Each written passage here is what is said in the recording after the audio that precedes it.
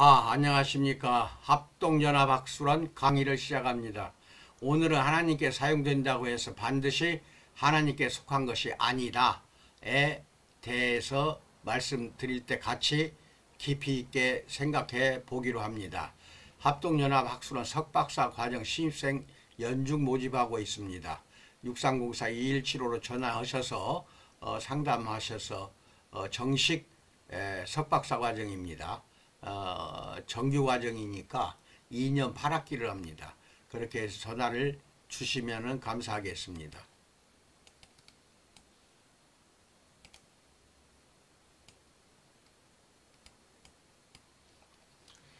오늘 주제는 하나님께 사용된다고 해서 반드시 하나님께 속한 것은 아니다 라는 주제를 가지고 지금부터 귀로는 제가 하는 말씀을 들으시고 눈으로는 저 그림을 보시기 바랍니다. 산상수훈의 끝 무렵에서 예수님은 마지막 심판의 날 많은 사람이 그분 앞에 와서 강력한 사역들을 의의 증거로 내세울 것이라고 말씀하십니다. 하지만 예수님은 고개를 저으실 것입니다. 나는 너희를 알지 못한다 라고 말입니다. 혼란스럽죠? 이 거짓 크리스천들이 예수님을 모르고 성령으로 충만하지 않다면 어떻게 그분의 이름으로 기적을 행하고 귀신을 내쫓을 수 있는 것일까요? 이 의문을 푸는 데 도움이 되는 이야기 하나가 구약에서 발견되고 있습니다. 광야에서 물과 음식을 본 지 오래되자 하나님의 백성들은 모세에게 불평을 터뜨렸습니다. 이에 모세가 하나님께 묻자 바위를 향해 말하면 마실 물이 나올 것이라는 답이 돌아왔습니다. 하지만 모세는 그 명령을 어겼습니다. 하나님이 시키신 대로 바위를 향해 말하기만 하면 될 것을 그는 지팡이로 바위를 2번이나 쳤습니다. 이 불경과 불순종으로 모세는 약속 땅에 들어가지 못하는 가혹한 벌을 받게 되었습니다.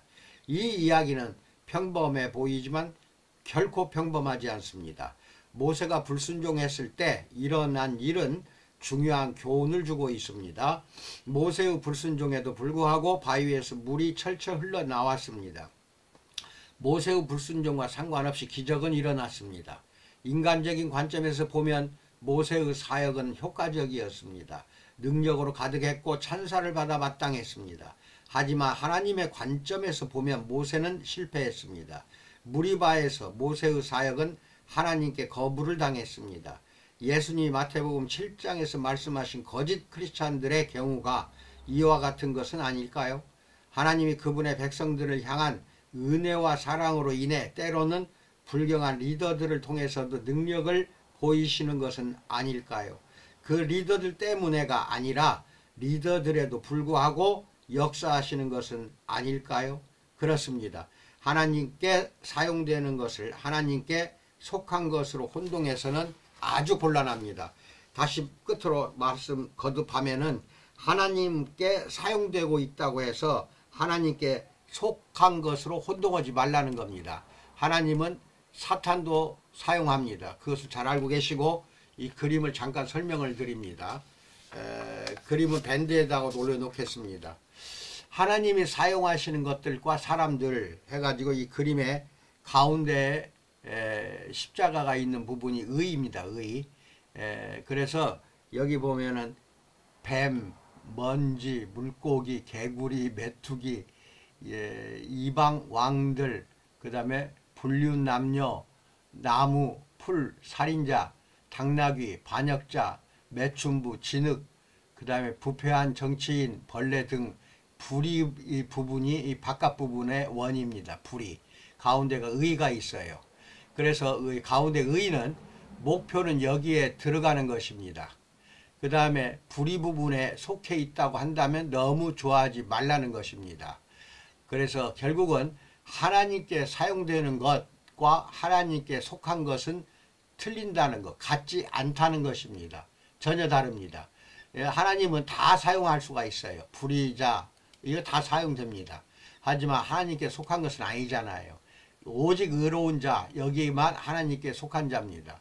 나머지 밖에 있는 불의를 저지르는 것들 그렇게 하면서도 하나님께 속했다고 할 수도 없고 하나님의 명령을 어긴 것도 모르고 나는 크리스찬입니다 해봐야 하나님이 나는 너를 모르느니라 하고 마지막 날 그렇게 꾸지람을 들을 것은 분명한 것입니다. 그러니까 하나님의 속한 자가 되도록 우리는 좌우를 잘 구분하고 살펴야 할 것으로 믿습니다.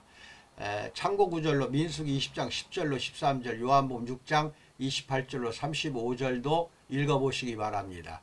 이상입니다. 코로나 잘 극복하시고 건강하시기 바랍니다. 감사합니다.